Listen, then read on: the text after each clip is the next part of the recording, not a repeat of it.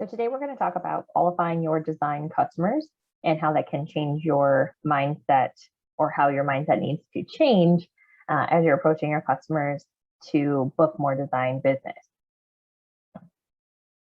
So booking mindset, when we talk about that, what we want to think of is every customer coming through that door is a design client potential. So anyone that walks in can benefit from our design program. They may not know it. And so you want to keep your mind open when you're talking with customers and let them disqualify themselves from the program as you go through those qualifying questions and they give you more information. A few things that we look at and the customer then disqualifies themselves with is if they're doing just a single item purchase most times, if they're just looking for a recliner or just a table, something like that, it may be very small. And they don't necessarily need the assistance of a designer in making that a single item purchase. If they have an unrealistic price point and there's no flexibility with that, for instance, your customer comes in and wants a $5.99 power leather chair. That's not something that we make at our store. And if you go through all of the reasons why with that customer and they're still not willing to expand that budget or compromise on what they're asking for, they're not going to be our environmental customer in any way. And if they're out of range for what we need, if they're looking to get something in a timeline that's not something we can offer, they need something next week and you don't have it in stock, obviously we don't want to set them up with a designer when we can't meet their timeline. And then you'll have those customers that they may need it. You may see that they could definitely benefit from the program, but for whatever reason, they just blatantly refuse the assistance of a designer. And that's okay. We just want to make sure that we're offering and in some cases, really reminding people of why that service can be of a great benefit to them. Identifying your design customers sometimes is super easy and sometimes there's a little bit of that gray area. So one of the things we want to talk about is the buzzwords that you'll hear when talking with your customers most of the time about their space or the life changes and why they're out shopping for furniture. If they're looking at a new home, obviously that's an easy one. And for a lot of people, if they're looking at a new home, they're thinking about multiple rooms. They're thinking about a lot of different things. If they want to change finishes in the house, if it's an existing home. And that's where the expertise of a designer can really come into play. It can save them a ton of time and it can help them complete their project and have their new home become their dream home. The next one is you'll hear weird space. It could be too large. It could be too small. It may have a strange angle. It may have a curved wall or a floating column or something in there that your consumer just isn't sure how to handle, especially if it's in a new home. They're not familiar with this space. They may have seen it staged, but there's a lot of bad staging in real estate. So that's going to be a key reason that you can jump in and say, hey, look, we've got a wonderful program. We'll be able to do all that hard work for you to make sure that you like the function as well as the look once everything's in the home. If they have a growing or shrinking family, so young families starting out that have little children or babies on the way, or if you have the other end of that spectrum where you've got people whose kids are moving out, going to college, or getting married, moving out, whatever stage that they're in, where the size of their home is changing. People live in a certain size home to get used to the scale of their furniture, and when that changes, they don't necessarily know what to buy. And that's probably one where, as a salesperson, you're going to have to overcome that initial objection to the design program because they've bought furniture multiple times, or it's just furniture. They don't think about the fact that it's a lifelong purchase, depending on which side of that spectrum they're on. For a young family, they may buy new furniture and have it for 8 to 10, maybe 15 years while their kids are growing. So having something that's scaled and durable is going to be key for them. On the opposite end, people that have lived in bigger homes, the scale of their furniture has been larger their whole family life. Now they're downsizing and they may not really realize a lot of their existing pieces that they're planning on keeping won't fit well with the new pieces that they're looking for. If you get someone that is wanting that whole new look, that's obviously an easy one. Or if they're just like, I don't really like what we have, they're not really attached to anything.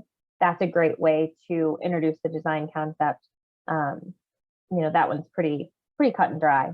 But some of those other ones, it may take a little bit more digging, a little bit more rapport building with your customer and asking more of those questions about what they see in this space and how they want to use it, how many people, all those questions are going to be key for digging into this a little more. So what questions to ask? If you have an environmental customer or a design customer where they're really looking at the whole space, it's going to be a little bit easier. They're going to give you more information when you ask those open-ended questions. If it's a single item customer or a commodity customer, they may be a little bit more closed off with some of the information that they're giving you because they don't want to be sold on something. If we're asking questions that are a yes or no, that cuts off communication flow in general, no matter which category that customer's in. And so we don't want to use those questions. And if you catch yourself using those yes or no questions, you can always modify it and change your start word so that it's a little bit more open-ended. So you could say, which, where, how. You want to ask some of those questions. Tell me more is a great phrase if you're not sure what they're still looking for, to gather information. Ask where they've been shopping, how long they've had their existing furniture, if it's something that they're replacing pieces. Those are going to be key to tailoring your sales process. You're still going to cover all of the warranty information. You're still going to cover all the custom information. But if someone's shopped with us before, it may be more of a reminder for them. If someone's never shopped with us before, you really want to ramp it up and show them all the great value that La-Z-Boy has and what a great company as a manufacturer we really are. Listening is key for your customer as they start answering those questions. Like I said, they're going to give you a lot of information in those open-ended questions when they start answering. Your question may be, how long have you had your current pieces? And the information that you get may be that they've had their current piece and they never liked it when they bought it to start with because it was too big for the room and the fabric was really hard to clean. They may give you all of these other objections that they've had in that answer. So you want to really make sure that we're keying in on that as they're answering to be able to give them the best service. And that's true whether it's a commodity or an environmental customer. If it is your environmental design customer, make sure that you're making notes of all those things so that we're not giving them a fabric similar to what they have and they hate it, or a piece that's too big, et cetera, whatever their issue was with their first purchase. So we're going to do a small exercise where you can see whether the customer is an environmental customer or a commodity customer. You could say design or single purchase, however you want to term that. So on the next slide, we're going to have some phrases and we'll go through, I'll give you guys a minute to answer and then we will reveal the answer. So the phrase I'm looking for a sectional, is that a commodity customer or an environmental customer? So we're going to look at this as an environmental customer. Now, a sectional may be a single item purchase, but it's a higher dollar purchase. It's usually your statement piece in a room. And a lot of people don't really truly understand the scale and size of a sectional. They mismeasure for the corner. There's a lot of issues that can come up with that. If it's a fit issue, things like that, we want to make sure we're covering on the back end, especially if they start looking at special orders. It creeps up on the ticket amount. And usually there's something else that needs to go along with that sectional, be it a table, a rug, custom pillows, whatever it may be. You want to make sure that they really love it once it gets delivered. So the next phrase is, I have a strange space. That one is also an environmental customer. So again, like I said before, a lot of times people may not think that they need help. They've measured, they have the size, it's a small room, it's, there's not much that can fit. They don't think there's too many layouts. And sometimes those are the hardest rooms to plan. And so in a combination of sketching it out with them to give some alternate ideas of what they were thinking and suggesting the design service, this is really a target for a lot of those customers that have a strange space. They really do have the potential to benefit from the design service. We need a chair for my dad. That's going to be most likely just a commodity customer. However, you want to make sure if that's their answer, we're asking some follow-up questions. What room is it going into? Is it an assisted living facility that he's moving to? And that's the first piece in a very large scale downsize. Maybe we need a chair side. Maybe there's a small dinette area that you need to fill, or a sleeper sofa. There's lots of different options. It may be that they just need a chair for dad's existing living room. Whatever it is, just make sure we're asking those follow-up questions to determine the rest of the sale and not leave any dollars on the table for that customer.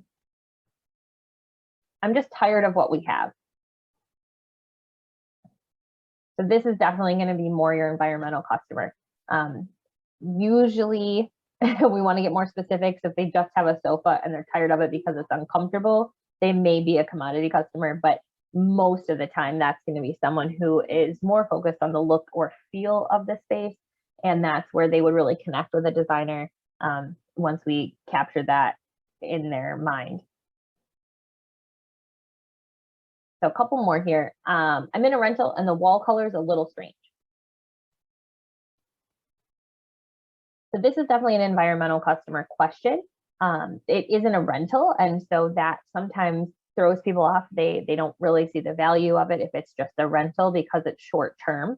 But for some customers, that's really important, and they want something that will match what they're living in currently, but also be usable down the road. And that's where having a design opinion can really help them figure out what the perfect pieces for that space may be. I'm looking for a leather sofa.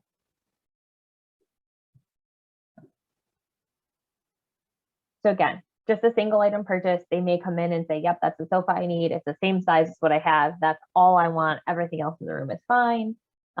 They may just basically be replacing something that's existing. Again, always ask some of those follow-up questions, because these statements, just as a blank, are never really 100%. We want to make sure we're really diving into the details behind where this sentiment's coming from.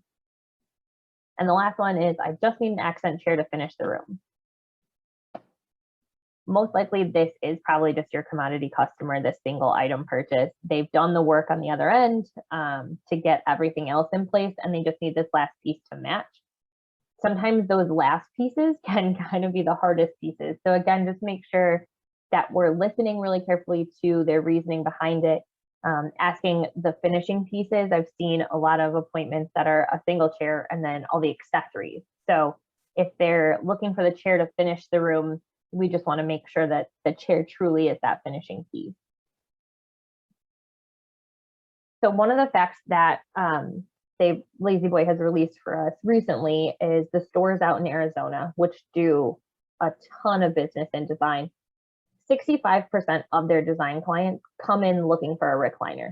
So a lot of times that single chair customer actually can benefit from the design program. We just need to dig a little deeper. A lot of times in the store, it's easy. I'm looking for a recliner. Wonderful. These are our recliners. And we don't really go past that.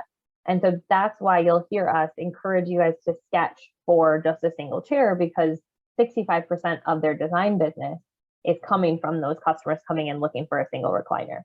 Now, obviously, that means that there's 35% of their design business that's looking at many other things, and that gives you a lot of customers too that are still just coming in for a single recliner. But I feel like that's a pretty high percentage of their design customers that just start as a commodity ticket. So we just talked a little bit about how to qualify your design customers, or let your design customers disqualify themselves from the program. If you get a customer that you think, gosh, I could have done that, but I missed something, and you're just not sure how to present it, or you need help with verbiage or whatever it may be, you can always reach out to Jennifer and myself. Contact information's there, and use your local store resources as well. If you have your designer is just not there that day, but they're really good at converting, obviously go to them. If your store manager is great, or you have another salesperson that's really good at helping, don't be afraid to use your resources within the store, because I think that's one way that you guys will be able to grow that number incrementally very quickly.